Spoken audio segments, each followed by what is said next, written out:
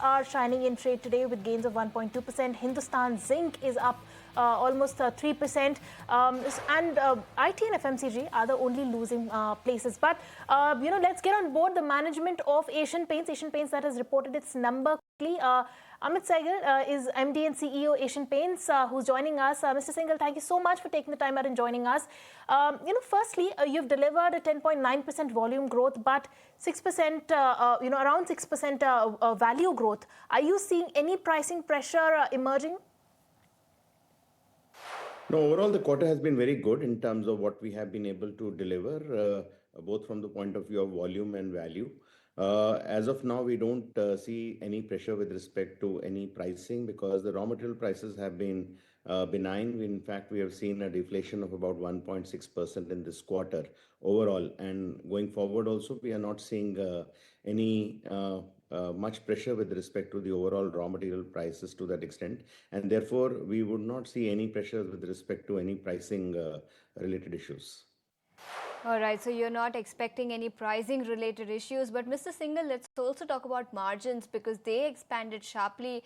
What will your guidance be as far as margins are concerned for the full year? And do you expect input cost tailwinds now sustaining going forward in the next quarter as well? So overall, when we look at from the point of view of margins, for the standalone business, the margins stand at about 18.5. And for the console business, basically the margins, PBDIT margins are at about 17.7. Both margins are up from a quarter on quarter and the preceding quarter to that extent. Overall, what we see, this has been a result of possibly a healthy mix in terms of what we have been able to deliver this quarter overall to that extent. And also the gross margins have gone up overall to that extent to about, almost 43%. And therefore, we see that given the fact that there have been, the raw material prices have been benign, the mix has been good, and we have been able to kind of really get to a good value growth. Overall, we have seen good margins which are there. The guidance still remains the same in terms of what we speak in the band of about 18 to 20% going ahead because that is something which we think is far more realistic in the current scenario. Mr. Syngle, decorative segment growth was volume-led. How has the late or uneven monsoons impacted rural offtake trends in Q3 so far? So as we see, the demand conditions this quarter were not really great. We have had elongated monsoons across the entire 3-month period. In fact, it was raining well into the October as well to that extent. So that has definitely affected a lot of our exterior business in the market overall to that extent. However, during this period, this was marked by a lot of strong execution from our side, a lot of regional initiatives in terms of what we took, and a lot of brand building and increasing the brand equity overall to that extent. And we were able to relatively do better in the B2B business overall, which contributed to getting us the volume and the value growth this quarter in terms of what we have got. As far as rural and urban geographies are concerned, I think both were equivalent. We did not see any big demand surges, but I think the growth was far more broad-based across both the urban and the rural centers. And what about international business, Mr. Syngle? Then that too has reported strong growth of about 10% on a year-on-year basis. Do you expect the momentum to sustain going forward? So, in fact, we've seen in the global markets some devaluation effect happening in the African markets, which is there, especially Ethiopia. We've had a large devaluation, which has really looked at bringing the overall value growths down. The volume growths are strong, and even in the growths in terms of the constant currency terms are strong. So, overall, when we look at our international business, geographies of Asia, especially Nepal and Lanka, has done quite well. UAE has done well, and the African markets have also done well. In constant currency terms, global would be AP International would be closer to about 10.5% growth in terms of what we see.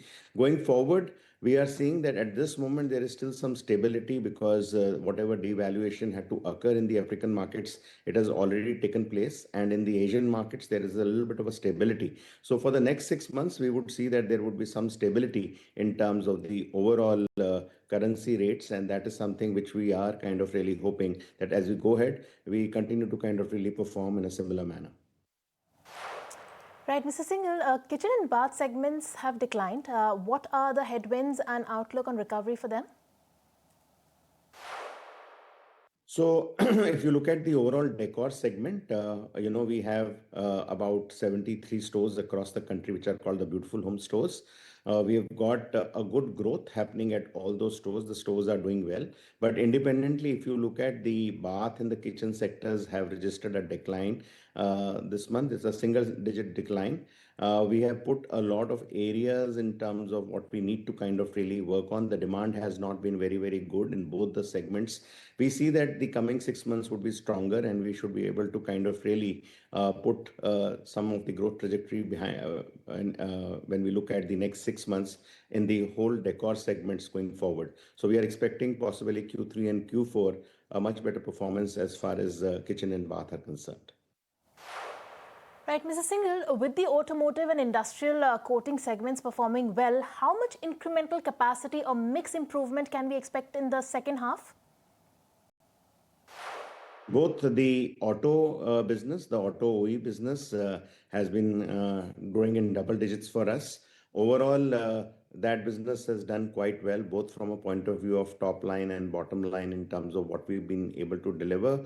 The mix has been strong, and the margins have overall increased in the business in terms of what we see. So we see that the mix is continuing to be good in terms of the overall auto business in terms of what we see, and that is something which is what we are going to retain.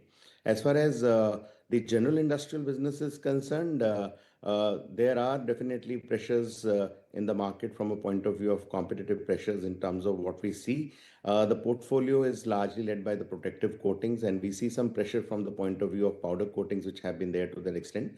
But going forward, I think we should be able to retain the current margins in terms of what we have delivered in the industrial business. Finally, Mr. Singhal, could you share a little about your strategies to defend your market share? Because market competitive intensity in the paints business has been the talk of the market.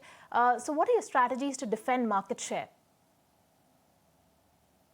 So as we see it, I think we have made good progress in Q1 and Q2 this year overall, and we have grown higher than the market rate as we see our overall, both the deco business and the industrial business. So the strategies are a combination of looking at innovation and looking at really building the brand far more strongly. We've also looked at regionalization of our strategies and looked at micro marketing initiatives, which have yielded us result in terms of what is there. We are strongly looking at relationships in terms of our retailers and seeing that we are able to offer them a stronger proposition, which basically with a better ROI, so that they stay with us, and we are able to kind of really galvanize overall in terms of the sales, in terms of what we can get. So we feel that this strategy is good enough in terms of looking at really giving us a good footprint in the market as we kind of go ahead. All right, Mr. Singhal, thank you so much for taking the time out and joining us with all the number crunching and the way forward.